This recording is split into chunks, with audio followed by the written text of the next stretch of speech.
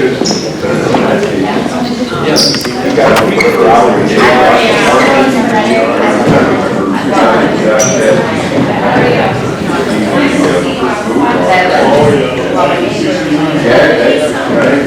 you doing? I feel about you. Good,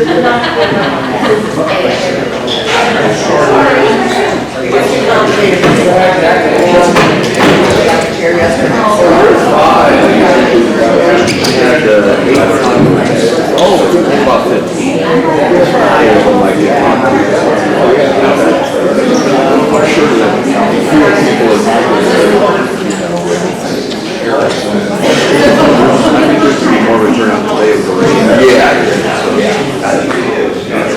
I know completely. Yeah, they were about to take the next one. That's right, exactly. Thank goodness.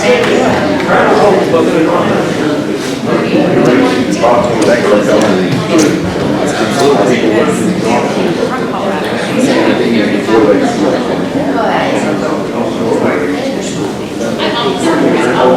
How important the first couple are. No. I mean, just showing. I was up there.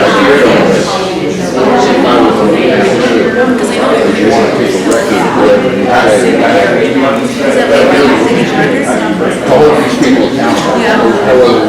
You have to run against them or don't. Do you post anywhere? I put one in. And I'll probably put these on my Facebook page too. 35 minutes. You've seen them all. Yeah. I started out with 50. High school friends.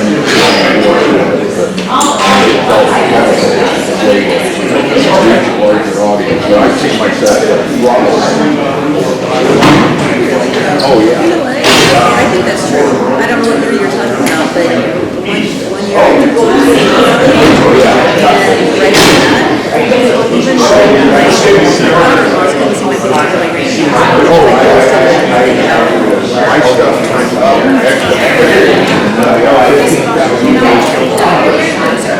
And then it started to get. Really? Yeah. Because I was reaching sort of a critical mass.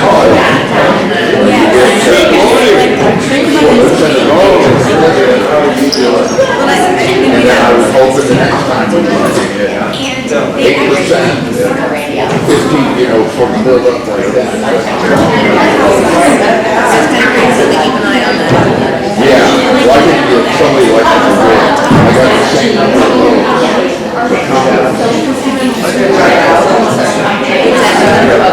there's all my life. This is and this is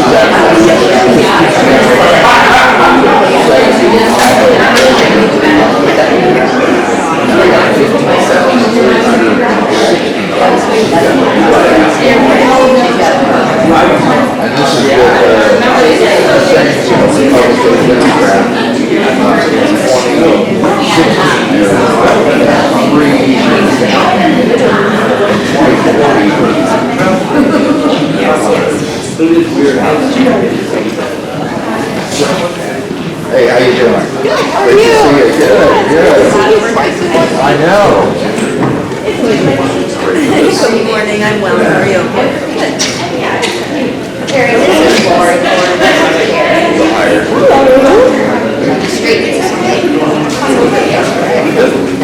Hey.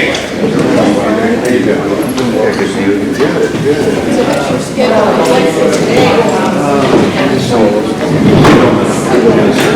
Short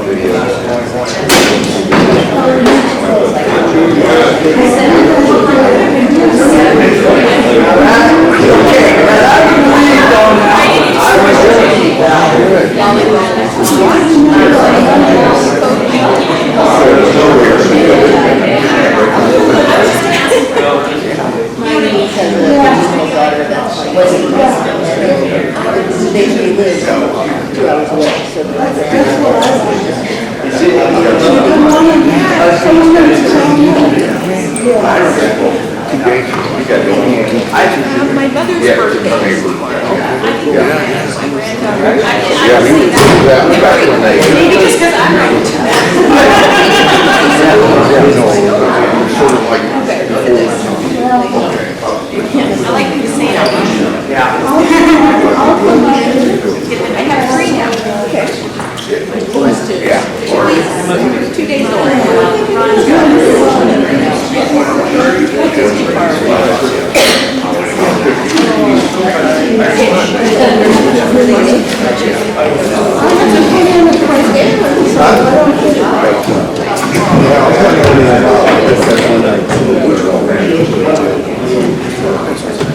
Oh, you're 4. You're 4?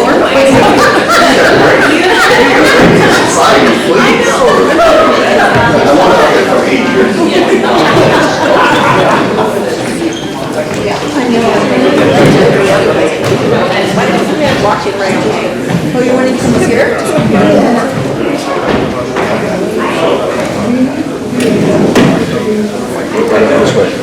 Right here.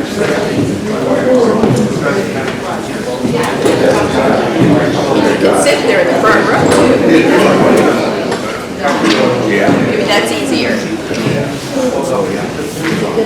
That's great. There you go. Glasses. You're welcome.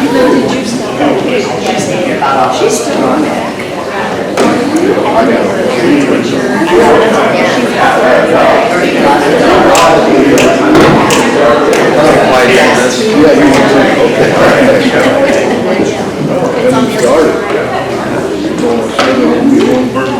One person said.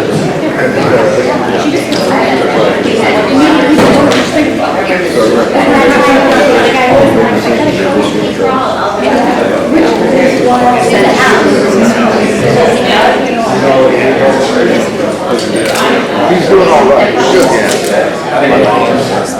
Same. Well, this was when I was sure you were starting them to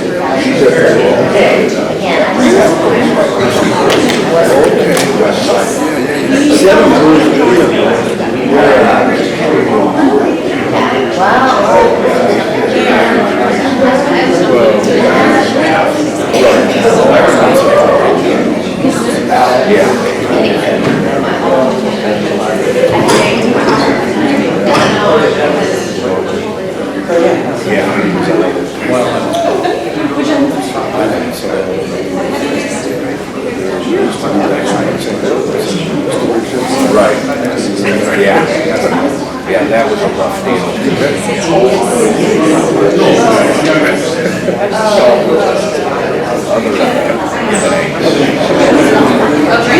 My grandma was there. She ended up dying.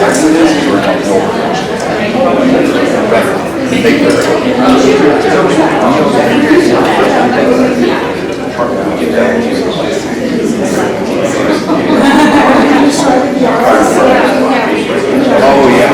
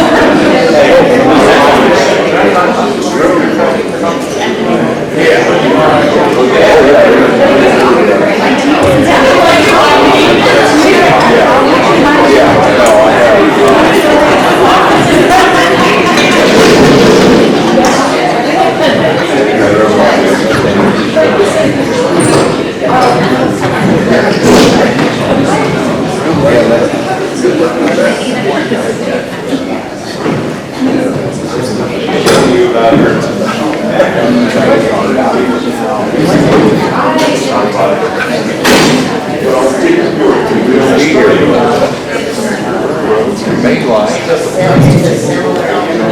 morning, everyone. I'm going to go ahead and get started. I want to thank you all for being here this morning.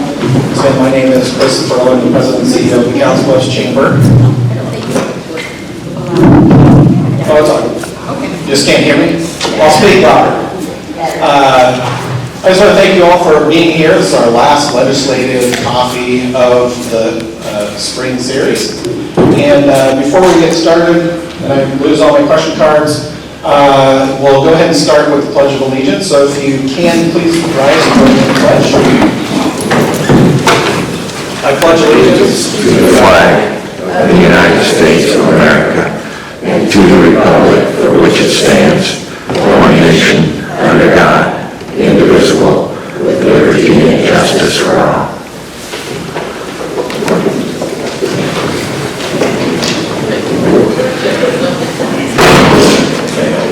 Thank you.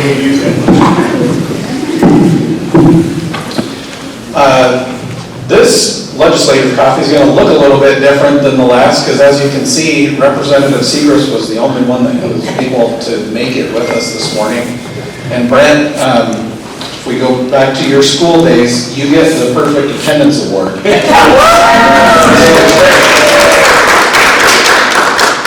So, sincerely thank you for taking the time to attend all the legislative coffees and for everyone to hear from you and what's happening in the Capitol. We have a few question cards, but like I said, it's going to look a little bit different with today with Representative Segrist. We'll probably ask the questions that we can, but then just open it up to questions from the audience, and we may end this a little bit early if we run out of questions to ask Mr. Segrist. Brent, do you want to just start by giving a quick little update on things that have happened since the last legislative coffee? First off, for the questions asked, I'm 5'4" and a quarter, so we're very important. And just so you know, we opened with the pledge, and we do that every day at the Capitol. We start with a prayer and a pledge, and it's the prayers range from Muslims to Catholics or whatever, and it's a good way to start off the day. Every Monday we have. Not every Monday, but most Mondays we'll have somebody come in to do the pledge. So the Iowa School for the Deaf students come up every year and lead the pledge for us and so on, which is it's kind of fun, a good way to start the day. To my colleagues that aren't here, Senator Dawson's on guard duty this weekend. He knew that, he couldn't be here. Representative Winshill's been out sick all week. He's got some intestinal thing going on. Josh, I know Representative Turek wanted to be here. I assume he's someplace else right now, which is where he should be, given the primary he's in, but I didn't have a good excuse to agree. So. But I do enjoy these, and I do appreciate the opportunity to visit. Not a huge amount has happened since we were last together 2 weeks ago. As I've said every time we've been here, I think, the House passed way too many bills this year, and the Senate passed way too few bills, and that usually equals out. It didn't equal out too well this year. I'm happy that the Senate killed some of the House bills, which I wasn't particularly fond of, but in reality, they didn't pass us a lot of bills, which is what we would usually be doing now. So we actually only worked 3 days this week. We don't work on Fridays, so people can be back in their districts, but we didn't have anything to do Thursday. And so we actually went home on Wednesday night. We did pass probably 25, 30 bills since we last got together. Most of them fairly minor. A couple of them that have some interest is we did pass a bill to raise the speed limit on state highways to 60, which I was supportive of. The roads today are constructed for higher speeds than they used to be in the 50s and 60s. That passed pretty handily. I don't like the name, the big beautiful bill, but that's what everybody calls it, federal legislation. There's a huge amount of money in there for rural health care, and we passed a bill to set up a place for where that would go so that it would go directly to rural health care and rural hospitals when the federal money comes in and the state money is mixed with it. And that was also a good thing to do. One of the bills we passed on Wednesday is a prison infrastructure bill. We are over capacity in our prisons, as most states are. Not terribly over capacity, but nonetheless over capacity. And ultimately, we'll have to build another prison, and that's expensive. The last prison we built and bonded for, we pay about $14 million a year in bonds to pay that off. That will be paid off next year. And so we set up a fund that will continue. Once you build a number like that into your budget, it's, you just do it, and the money's there. And so rather than just stopping it and spending it somewhere else, we've set up a fund that after the last bond payment next year, we'll continue to take that $14 million, put it into this fund, which will collect interest and so on. So we build up some money, so 5 years from now, when we need to build a new prison, which we likely will have to do, we'll have a good head start on it. Similar to if you pay off your car loan and you know you're gonna need a new car, and if you keep taking the money out every month, it's a pretty great down payment. So that's something else that's pretty forward-looking. We're not really good at that often. And I think that was a good thing for us to do. Because we have so many casinos in town, I ran a bill for the Department of Inspection and Appeals, but one of the things that was in that bill, amongst several other things, was a cease and desist power to the Iowa Racing and Gaming Commission.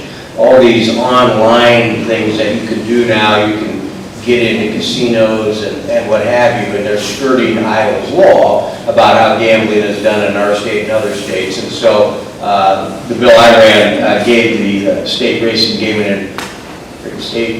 and Racing Commission the authority to issue cease and desist orders legally and try to knock down some of those online things that are breaking the law. And frankly, if you want to gamble, taking away money from us, because we tax our casinos, as you may know, at 22%, and they still make a lot of money, which shows you how dumb humankind is. But when they do it online like that illegally, then we don't get the money. We use that money.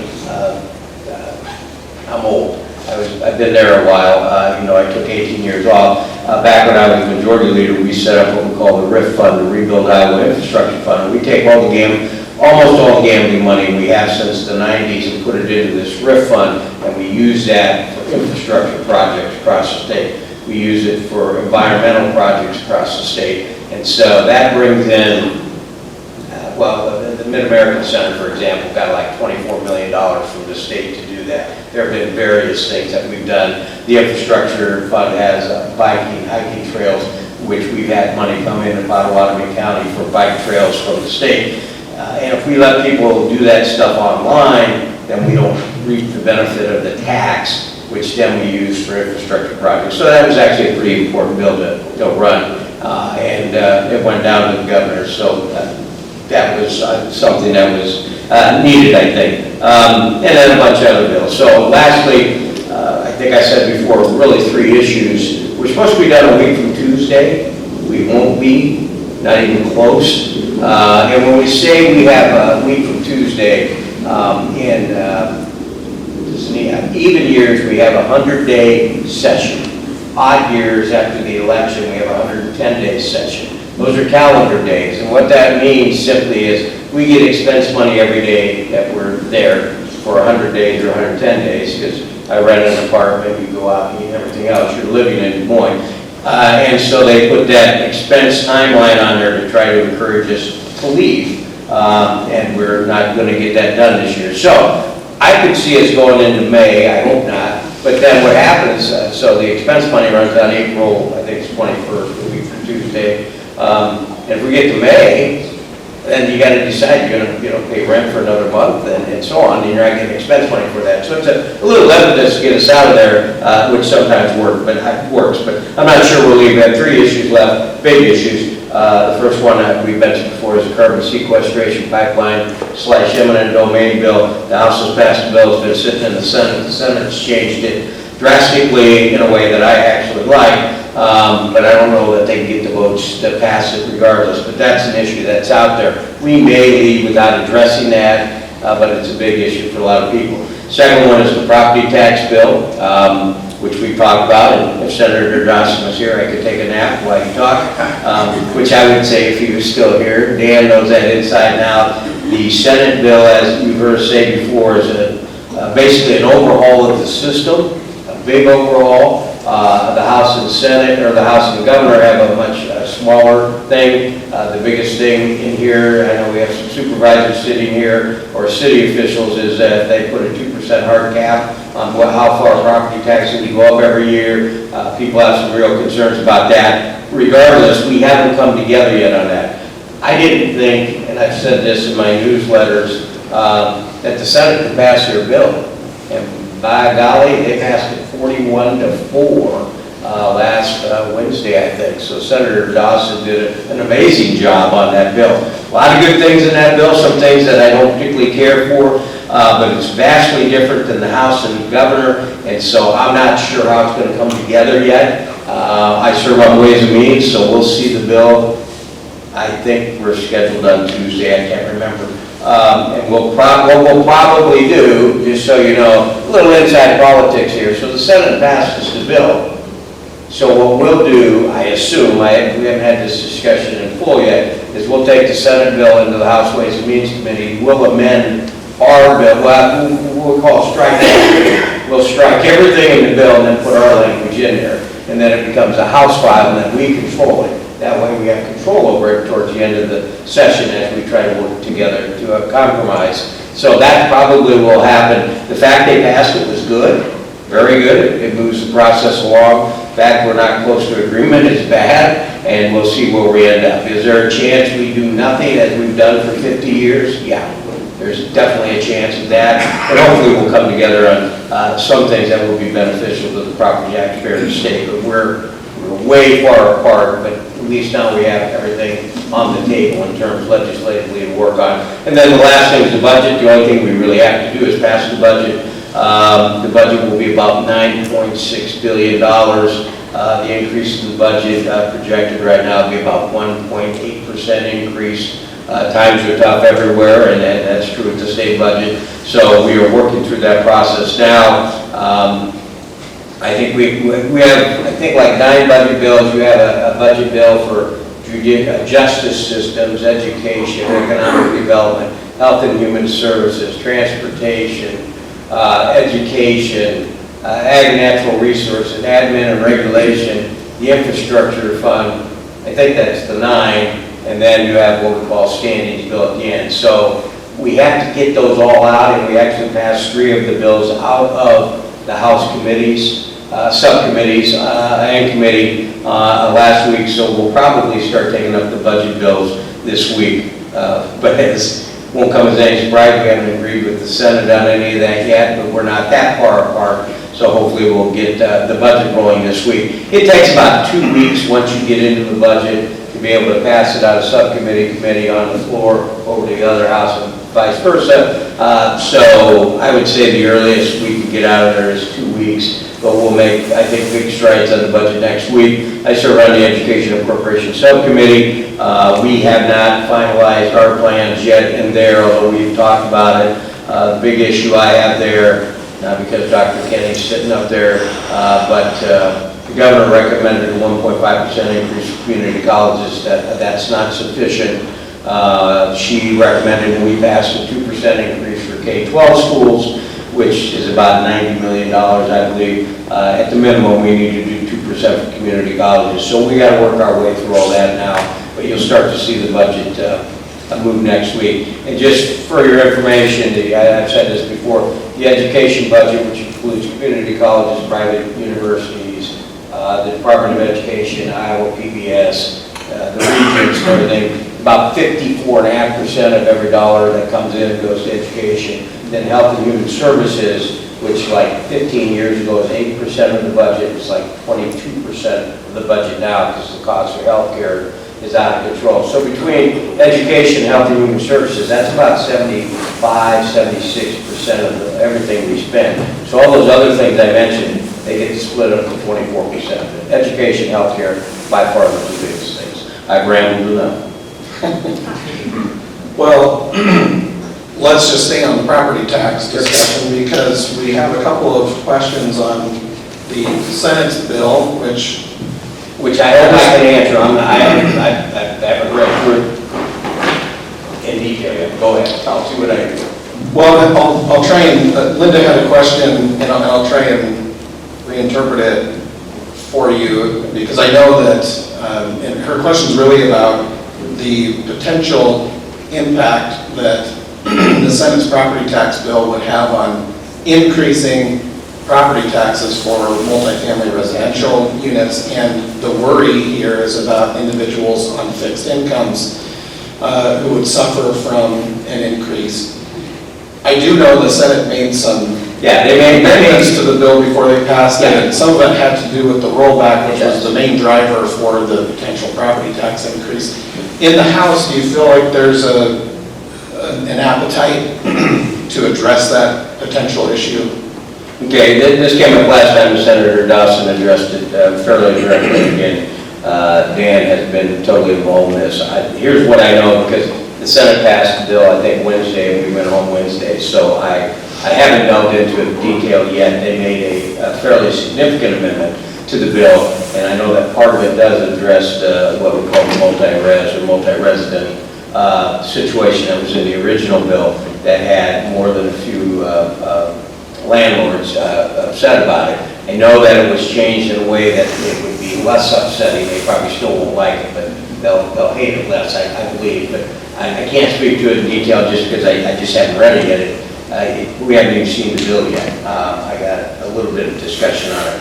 But we are concerned about particularly people on fixed incomes in rental houses and/or their own homes. And so there are several different variations of what we could do there. The House bill currently would allow you to take a property tax exemption, I believe up to $25,000 or up to 10% or up to $25,000 on the value, assessed value of your house. So that whatever your house is valued at, you could take up to a $25,000 exemption, knock that off the value of your house, so you pay less taxes, or up to 10% depending on how big it is, how much your house is assessed at.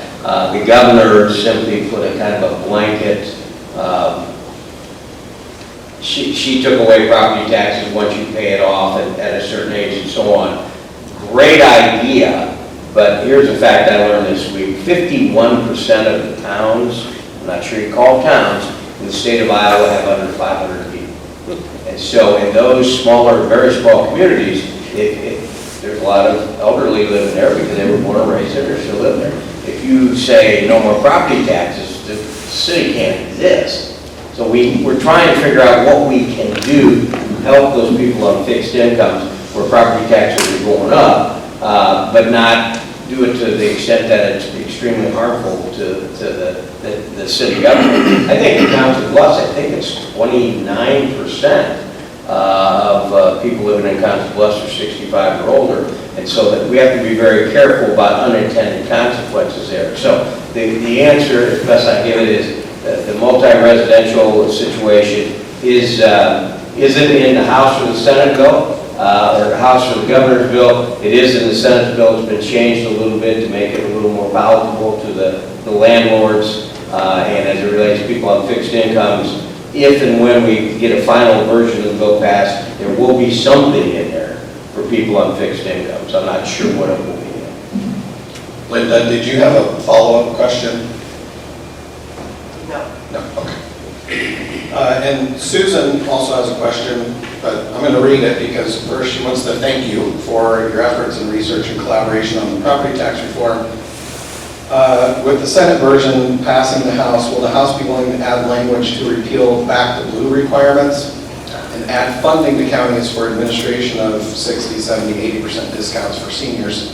Lots of cause and effect to explore and mitigate with reform of this magnitude.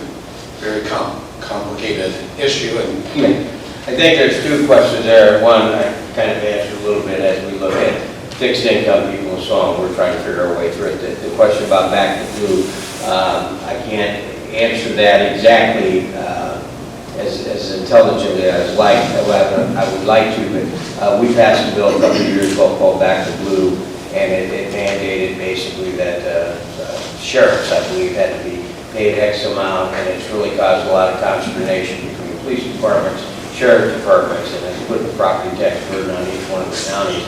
So the quick answer to that is yes, that is going to be addressed. I don't think we've come to a final decision on that yet, but we know in this bill we have to address that disparity that we created as a legislative body for the counties as it relates to law enforcement salaries. Unintended consequences, why it's all difficult. There are unintended consequences that we, for whatever reason, didn't see. Now it's backfiring at the county level, and we need to address that. So that will be part of the bill, but I'm not exactly sure exactly.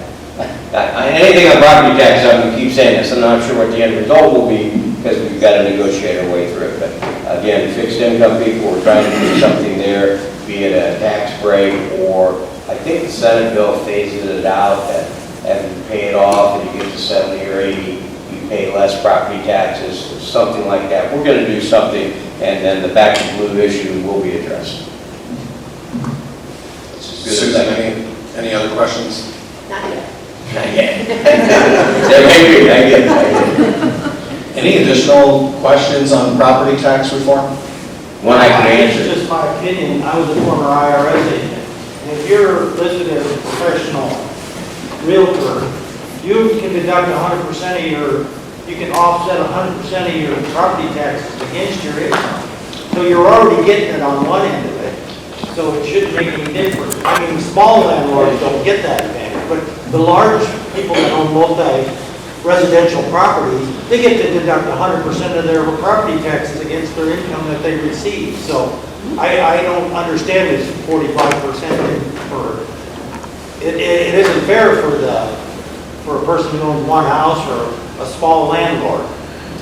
I understood, yeah, again, that's part of the complicated issue there. They changed the property tax structure in 2013 on the multi-residential. Actually, that was Senator Groundstal at that time, his gig that he was deeply involved in. So we're looking at, I get it, that we're looking at all those issues.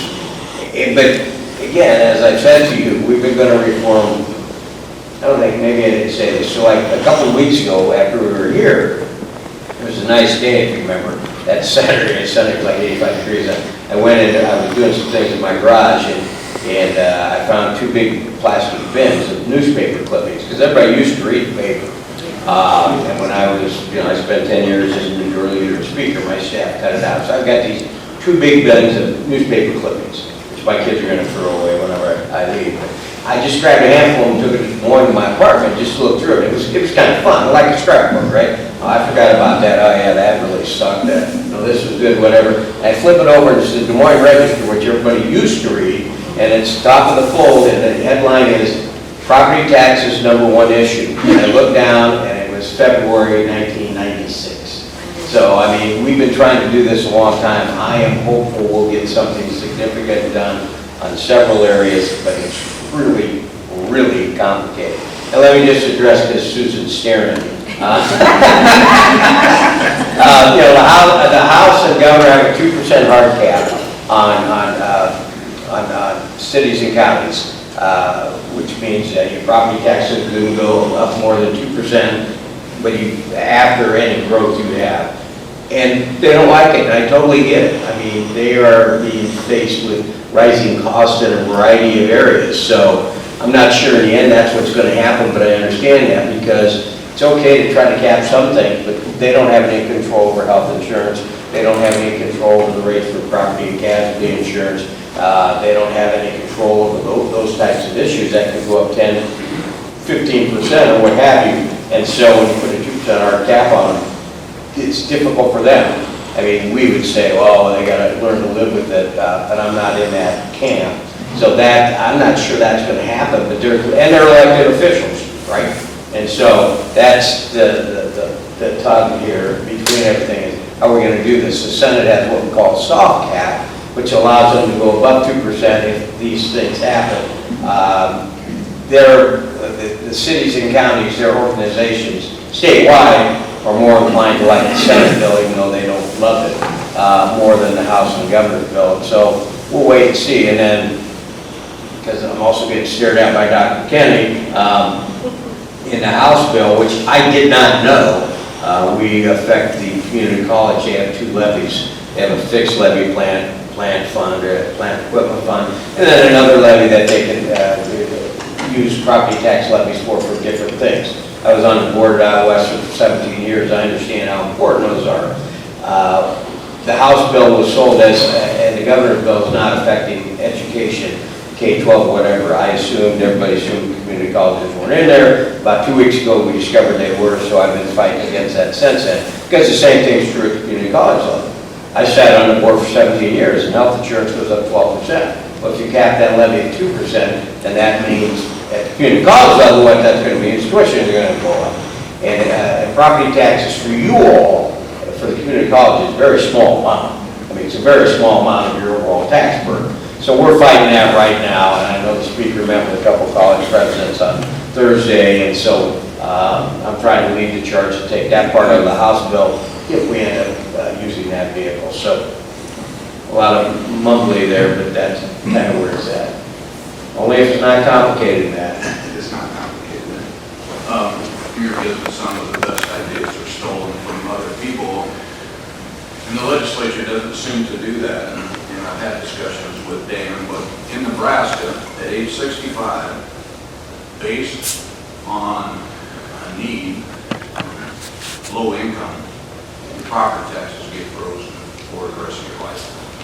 And to give someone with a high net worth, based solely on turning age 60, no property taxes makes absolutely no sense. No, I agree. And whatever we do with property taxes, and the shot in the dark the House did was similar. What Matt was saying is if you freeze property taxes 65, you don't means test it, meaning you don't take into account how big a house they live in and what have you, what your income is, that's a bad way to go. I agree.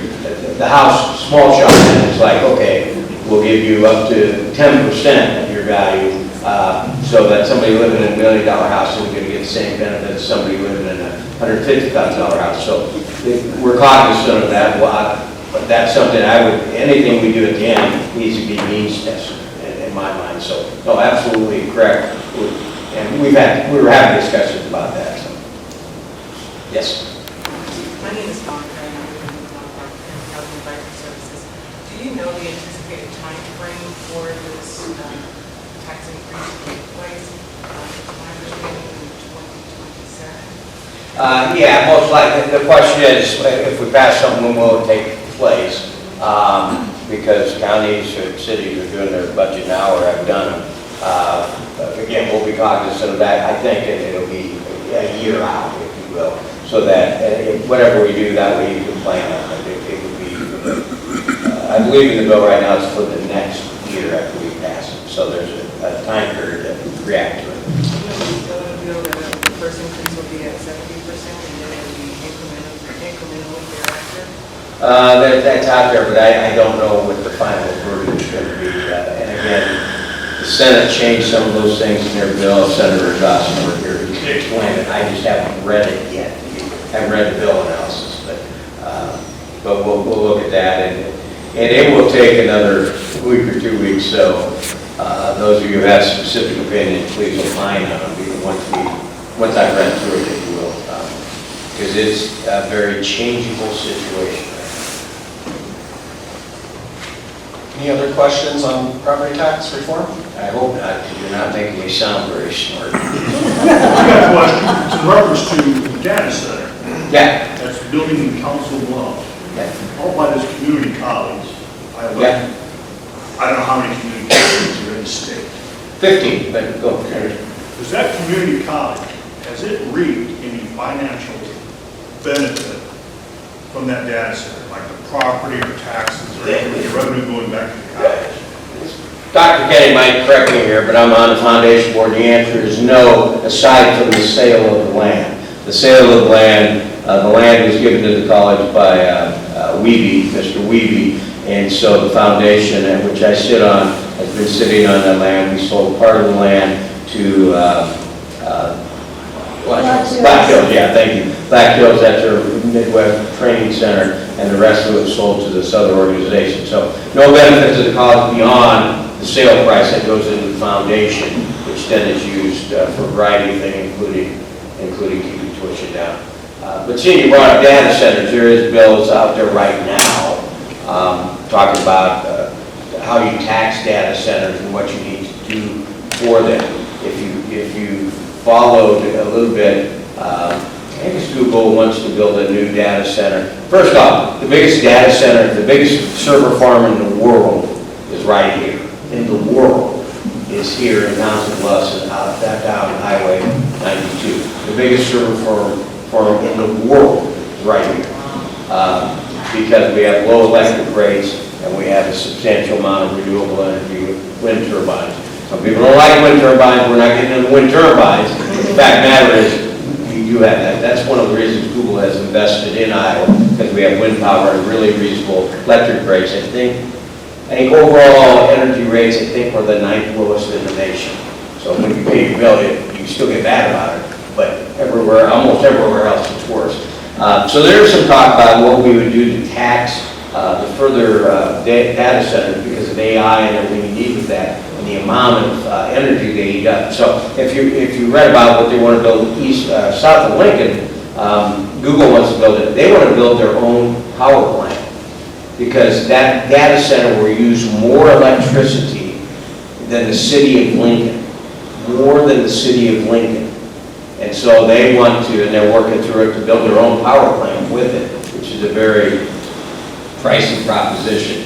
But we're looking at, some states are starting to limit what data centers can do, how many they come in because of the use of electricity. We have a lot of data centers across the state. We have, I don't know, I actually just read this the other day, I can't remember, but I don't know that, I think we might be top 10 in the nation because we're centrally located. We have cheap energy rates, but we need to be taking a look at what the amount of power those data centers are eating up. On the other hand, those 4 astronauts landed yesterday safely because of all the advances in AI and everything else. I mean, AI is good even though it's scary, but the data centers eat up a lot of energy. And then switching gears again, we are looking strongly at the future of energy. Again, for once, being more forward-looking than politicians usually are, at nuclear power, where we need to go. I see somebody shaking their head. Nuclear power is safe. Most of the world, much of the world runs on nuclear power, and it's very cost-effective. We are in the process currently of reopening a nuclear power plant in Palo Alto, by Cedar Rapids, and the newest thing in nuclear power is modular nuclear generators. But without getting into all that, we've got a task force, we got a report last week. The process to build a new nuclear power plant or a new modular power plant, it's like 30 years. It's like 5 years to build it and all the permitting and everything else. They extrapolate it out to 30 years. I'm like, I'll be dead by then. But we are reopening the power plant. There are 11 states that have nuclear power plants. 7 of them are currently reopening nuclear power plants. NextEra Energy is opening that one up. It will cost them $5 billion to reopen it, and it only closed in 2020. And so, as we look to the future, be it coal-fired, and some people don't like coal-fire, I get it. I like wind power, I like solar power, and it's got to be all of the above, and nuclear's got to be part of that. I actually have a sort of tax adjacent question for you. One of the solutions that we talk about locally, especially when there's potential caps on expenditure growth, is expanding and growing, diversifying the tax base. The state of Iowa implemented state income tax reform, which is great, years ago. And I know that Iowa Economic Development Authority has different incentive programs to attract new business to Iowa, and they're doing an attraction campaign for individuals. But I just saw a report the other day that on the number of Iowa college graduates that the state of Iowa is losing.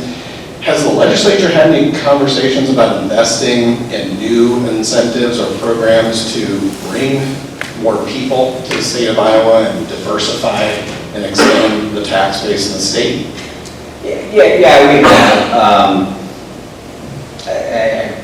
We do numerous things, as I'm sure you know. As it relates to the brain drain, we do have several programs and several high needs areas, particularly in the healthcare field, for forgivable loans and things like that. If you go to college here and then you agree to spend another 5 years here, it really reduces your college debt and things like that. Because once you get people situated here in Iowa, they're likely to stay. So in terms of the brain drain, yeah, we do that.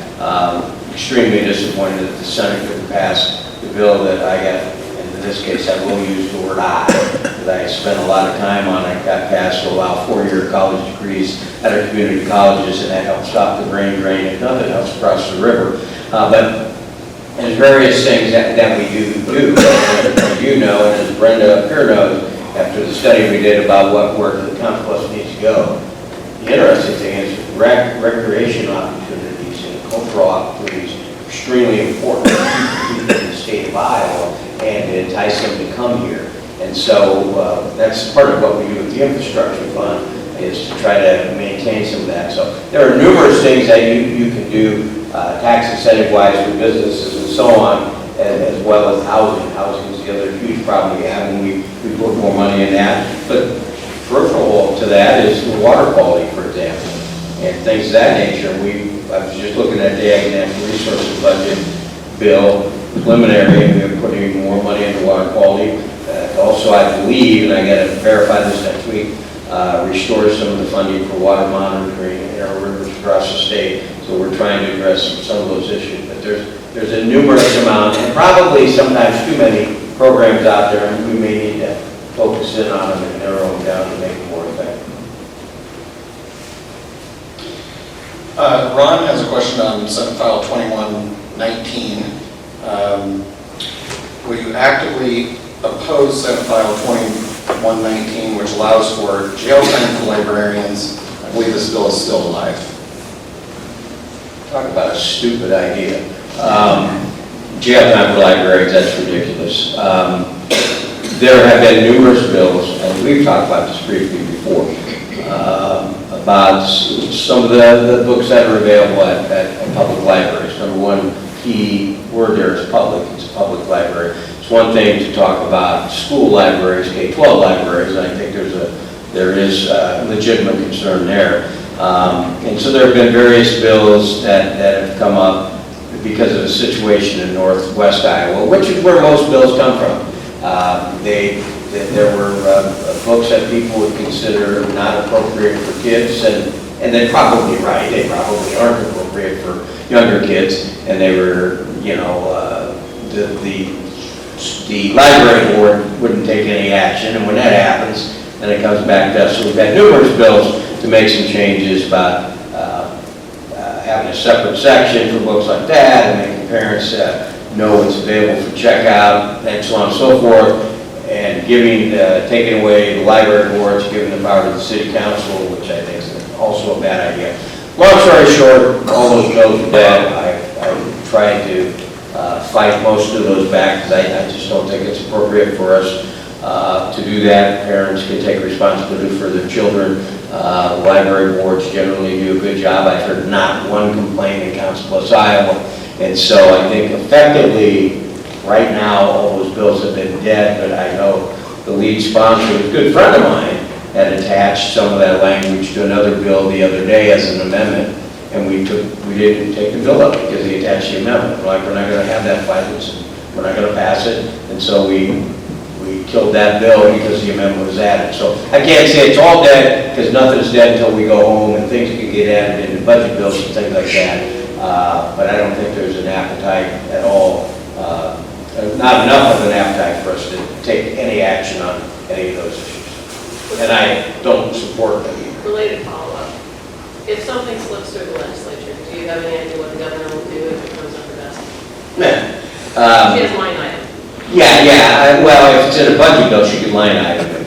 If it's in a policy bill, she cannot. So that little politics 101. So any bill the governor gets, regardless of what it's about, she can veto it, but she doesn't have a line item veto where you take sections out. She does have line item veto on budget bills, so if you put it in a budget bill, you could line item that out. I don't know that she would, given some of her statements. I doubt that she would, but I also don't think it's there. We fight this battle every year, and we fought it since the time I was the leader. Budget bills are supposed to be budget bills. You shouldn't put policy in budget bills, but we do. But we try to keep it to a minimum, because you'll get into the back and forth between the Senate and the governor and what have you, and you're trying to shut down the session, and it's like, I really need this, all right, I don't really like it, but we'll put it on the approach bill or something like that, and so that happens. So that could happen. I don't think it will, because I just don't think there's support for it, but it would have to be in a budget bill to be line item, be doable. What other questions do we have from the audience? Go ahead.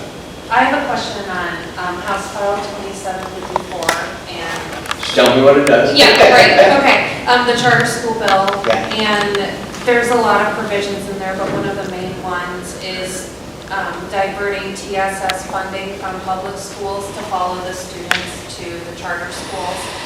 And correct me if I'm wrong, but the TSS funding was originally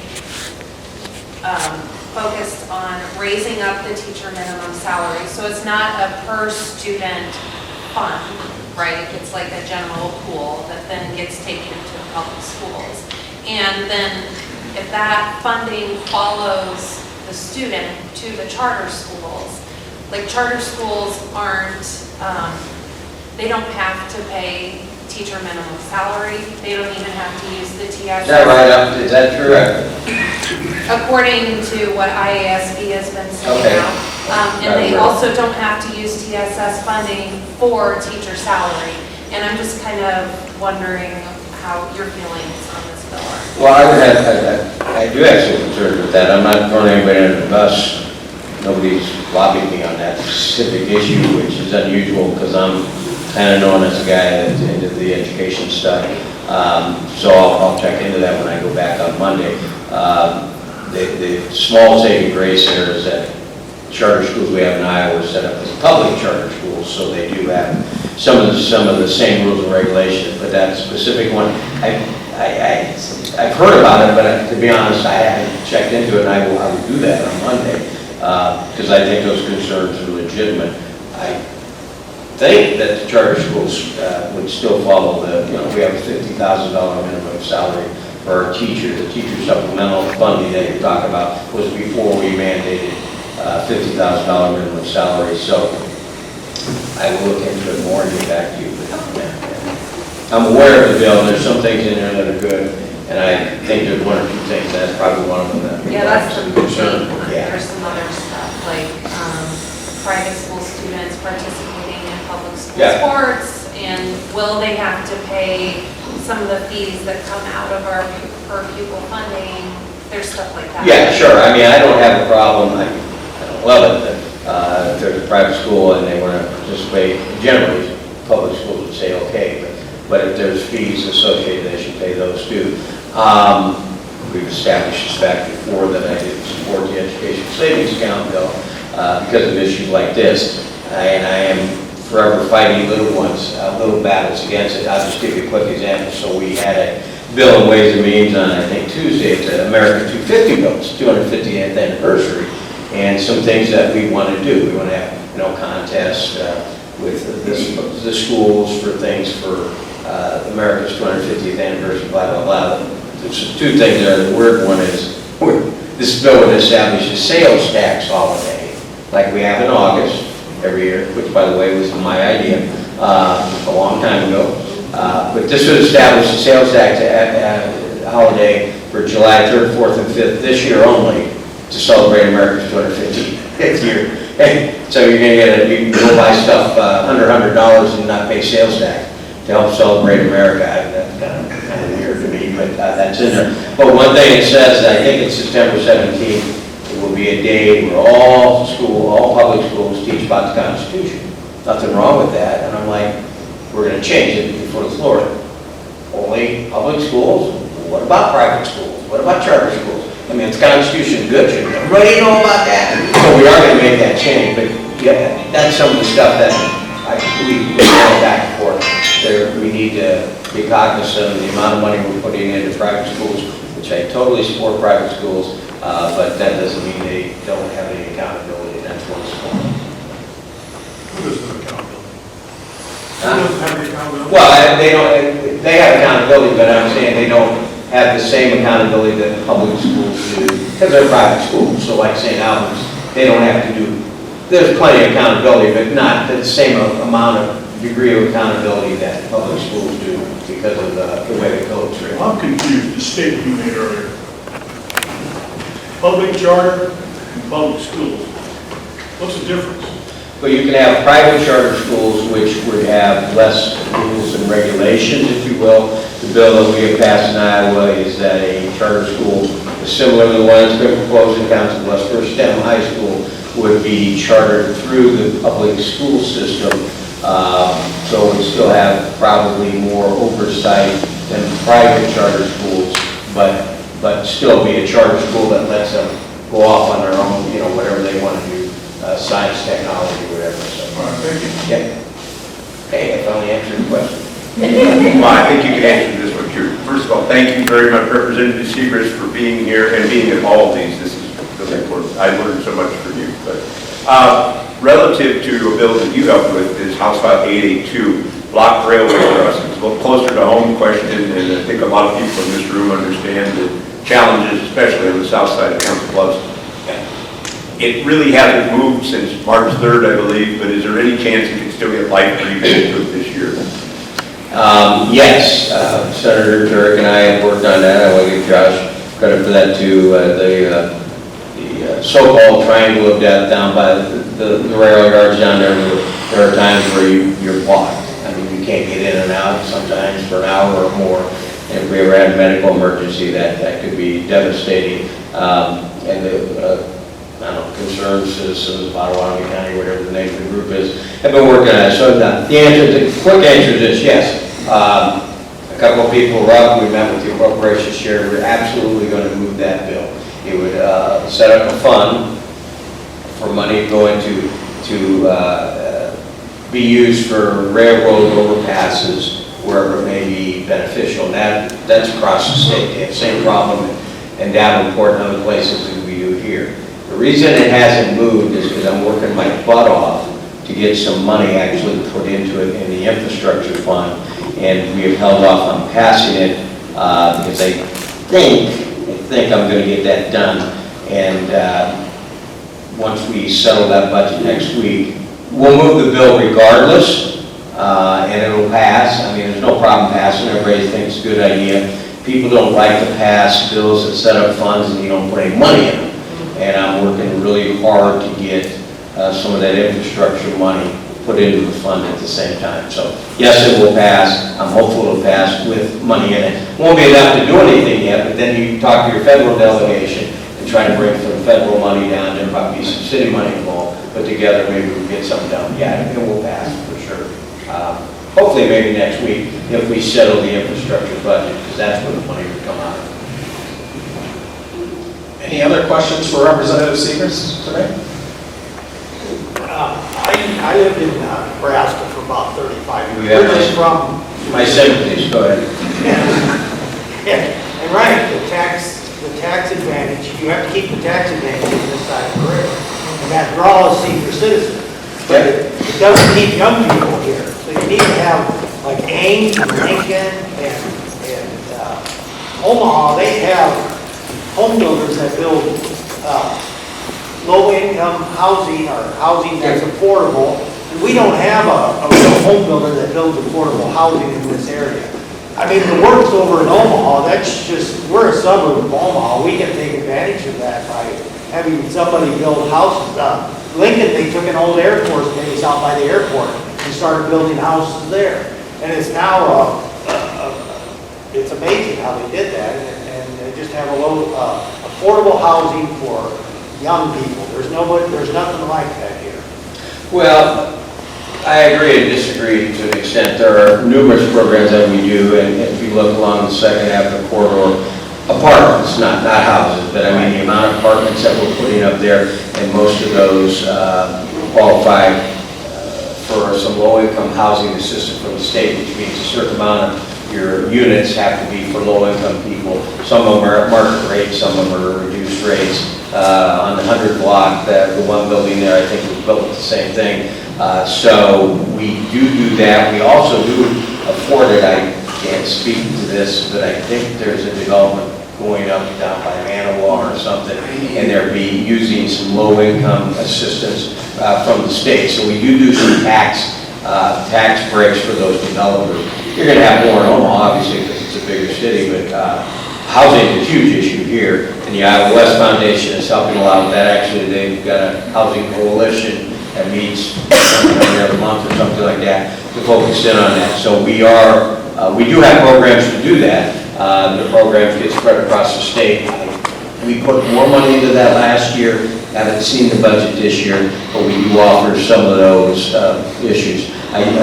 Just as an aside, I will say that I was just reading a report this week about total tax burden. Actually, somebody from Omaha sent it to me, a developer in Omaha. I know about the total tax burden, whatever, and I was ranked in total tax burden, I think it was 16th best in the nation.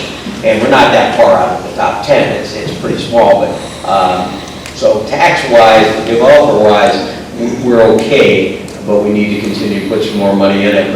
But again, as I mentioned before too, housing is one issue, but to keep the people here, the young people here, it is also about your other recreational opportunities, your educational opportunities, whatever it may be. It's a mixed bag. But to answer your question, we do a lot, we need to do more, and maybe Nebraska's ahead on this. Maybe Omaha is, I doubt Nebraska is. I ain't saying low income, I'm saying affordable. Yeah, no, well, There's a difference. yeah, right, and I'm interchanging them. To me, affordable housing, I mean, Habitat for Humanity just did, what, the 4 or 5 townhomes by the dry cleaners there. We're doing more and more of that, and it's a tough job, and we have fought, I may have mentioned this before too, as we look at cancer rates in the state of Iowa, very high, and there's various reasons. Part of it could be the nitrates in the water, but we did a major study at the University of Iowa Public Health College, and the two biggest things are radon and smoking. I mean, and so the full circle there is we have passed a bill in the House, Senate had passed it, that will mandate whenever you're building a new single family residence that you have to have radon mitigation system in there. And I checked with the guy I know that builds houses. He said, "Oh yeah, that the word was that increased the cost of the house." It said probably $400, and when you're buying it, so we're cognizant of not doing things that increase the cost for the developer. But a couple of things like that I think are reasonable. But say you had to put in a sprinkler system or something like that, that doesn't make any sense. It raises the cost too much. But something common sense like radon detection, I think is a reasonable thing for us to do. Any other questions? You got a question? Mr. Harris, do you think Mr. Harris is going to run for president in 2028? Who? Kamala Harris, do you think she's going to? Oh, sounds like she is, yeah. I have no idea. The cool thing, I was just talking to somebody about this the other day, the cool thing about living in Iowa is presidential elections. And in 28, it will be an open seat, regardless of what the president says about third term. That's never going to happen. So it'll be an open seat. And at least on the Republican side, every single person will come here because we're still first in the nation. The Democratic side, they've lost that. The state parties lobbying to get it back. I don't know if they will, but people will come here. And so I think Kamala will run, but I have no idea. On the Republican side, and Shapiro, the governor of Pennsylvania, will run. He seems to be pretty sharp. The governor of Massachusetts is going to run. Eric Swalwell was thinking about it until he got accused of rape yesterday. That may not work out for him. Congressman. And on the Republican side, it'll be J.D. Vance. Got to be interesting. He's negotiating today. If that all falls apart, that ain't going to help his chances to be president. Marco Rubio will run, and I think Marco Rubio, whatever you think about the Iranian war, Marco Rubio, as Secretary of State, has presented himself pretty well. I think, I'm old, I forget. Marianne helped me, the former governor, the woman. Nikki Haley? Huh? Nikki Haley? Yeah, Nikki's, I just blanked on Nikki Haley, I think we'll run Nikki Haley's very good. The good thing for you all is you live in, we talk about Nebraska a little. They can suck it, nobody goes across the river when it comes to presidential. So it's fun to be here, and Kamala, if she runs, she'll probably come down. Yeah. So, kind of in relation to the property tax reform, in my opinion, going down to the flat rate income tax has really drastically reduced Iowa's tax revenue. Is there any chance, and I know that has become, sorry, I have a concert voice. I know that has drastically meant that the state has cut off funding to counties, city, local government municipalities because they don't have that tax revenue. I feel like a lot of the reason that we're seeing a lot of the ridiculousness in our property taxes is to make up for the fact that now we have this flat rate income tax, we're not bringing as much in as the state. Is there any chance, any opportunity that possibly we will get rid of that flat rate income tax? Because if you're looking at trying to lift some of the tax burden on people with a fixed income, which I think honestly is all of us, not just retired people. But if you're looking at older folks that, have been in their homes longer, and we're looking at possibly, a lot of folks are like, oh, we should release their, or relieve their tax burden. If they aren't working, obviously, their tax burden would be relieved by getting rid of the flat rate income tax that we've gone to in the state of Iowa. Is there any chance that that might change at any point? Even if it's not this session, maybe even next session, like, is there any realization of that not working out right for us? Probably, the answer to the first question, probably, I don't think you would see a change anytime soon. Okay, so that's there. I don't think the budget we have has resulted in, and I could be wrong on this, in any cutting of funds to cities and counties from the state. Not in those programs, no. Now, having said that, the property tax limitation is a real issue, as I've indicated before. So, what I will say is this: we've gone to 3.8% flat rate as it relates to trying to keep people in Iowa. A little bit of a separate issue, but we've taken away all taxes on Social Security, all your pension funds, and all your retirement funds, so on, which is a good thing. And that's not what's caused the problem. As I've said here before, the 3.8% cut is probably should have been 3.9, which a tenth of a percent actually is a lot of money. But the governor pushed it through to 3.8. Though when we look at anything like that, we do 5-year projections. And the 5-year projections worked out very well. We still had a surplus of $3.1 billion, what have you. But what has happened is the big beautiful bill has cost the state of Iowa about $300 million that we did not anticipate. So, okay. That's more than the income tax rate cut. I mean, you can say that part of it, but there's some extenuating factors that really added to it. $300 million, the Medicaid costs have gone up over $200 million, as I said, slowly eat the budget. And you've got, wherever you're at on tariffs for the farm economy in Iowa.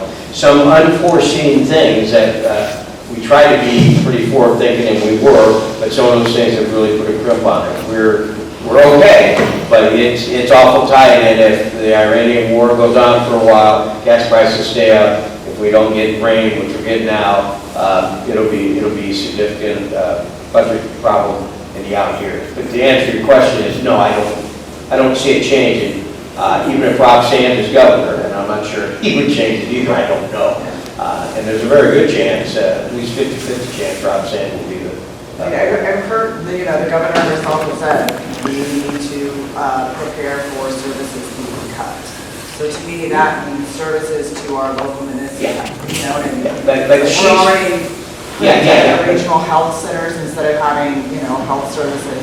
All of those things are happening. Well, the regional health centers are happening, and that's part of the money we have coming in is because we can't find the people. I mean, part of the problem in the healthcare system is not having enough people. But when she's talking about cutting services, that is under the 2% hard cap. What she is saying there what she's saying there isn't about our state budget.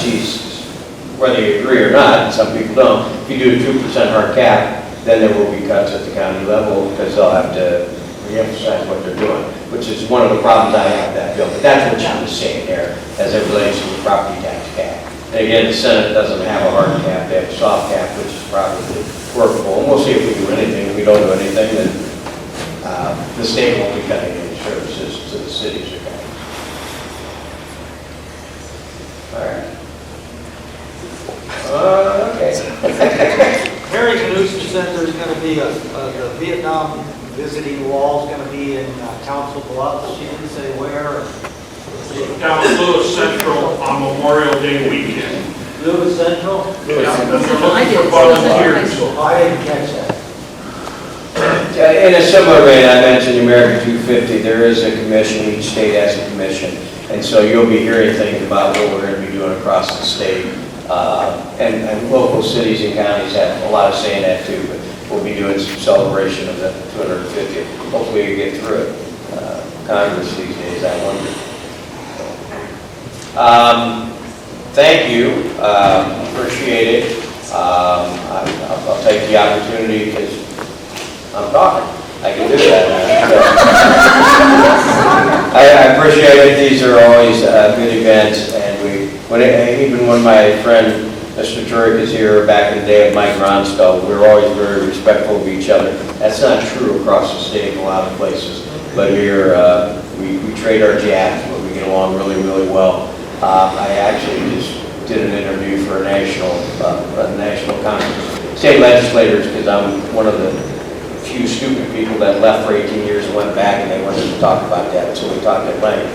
The one thing I mentioned is we have 150 members in the House and Senate, 100 in the House, 50 in the Senate. They're all good people. They are all good people. They all are doing what they think is right. We don't agree all the time. Sometimes I think they're crazy. Sometimes they think I'm crazy, but all 150 people are there for the right reasons. And so this is part of that process. And we'll disagree, but most of the time we will agree. And I appreciate the opportunity to do this. And I do it every week. But I do it every week. And so I will appreciate it. Yes, last one. Yeah, can we have more formats like this instead of everybody just writing down questions every time? It seems a little bit more informative. Have people talk and ask questions instead of writing them down. Oh, well, that's the way we used to do it, and then it got, after I left the legislature, Mary Ann can speak to this particularly 2017, 2018, or whatever, it just got a little out of hand, with people yelling and screaming. I don't think that would happen here, but that's when they went to the written questions, trying to get some control. But I told Chris when I came in, I'm the only one here, if we want to open up the question, let's do that. I'm comfortable with this, but there are reasons why we didn't do it, because people were not behaving, on both sides, and so that's where we went with this. But I'm going to be nice here. Another reason why I choose to do it this way is, when there are 2,500 bills introduced in the legislature, and the audience has a diverse interest in those bills, I try to ensure that we cover as wide a variety of topics as possible, and the only way to control that is to filter some of the questions that way. But yeah, so we got to do it today, I'm happy for that.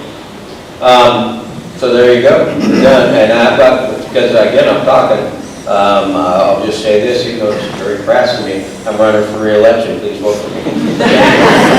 Thanks for being Well, here. Representative Segrist,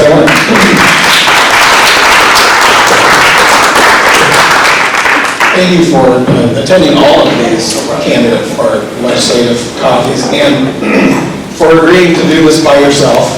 You're on the hot seat, so I appreciate that very much. And good luck with the rest of this session. Yeah, hopefully something. Thank you.